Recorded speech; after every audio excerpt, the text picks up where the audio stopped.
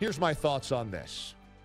Bob McNair has apologized for the comments. Bob McNair has walked back the comments. Bob McNair admitted those were the wrong words to choose.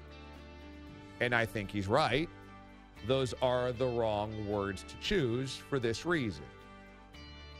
The very reason that NFL players are kneeling during the national anthem is they're saying, don't look at us as prisoners. Don't look at us as criminals. Look at us as equals. And they're not saying, hey, owners, look at us as equals. They're saying, hey, America, look at us as equals. And I think we can all support equality. And when they talk about police violence or being targeted, what they're saying is, look at us not as criminals first, look at us as humans first.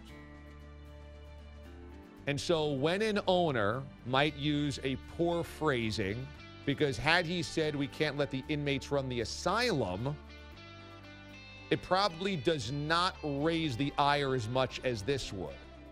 But then you're also saying, well, if you told crazy people, those that have mental illness, hey, we can't let the inmates run the asylum, would you also say, hey, man, bad turn of phrase, you guys just have to get over it? It's the very essence of what they're kneeling for, and that's why this was such a bad phrase. He might not have meant it that way literally, but it is the worst phrase he could have used because that is the essence of why they're kneeling. Don't look at us as prisoners. Those with mental illness would say, don't look at us as mental patients, as the asylum inmates.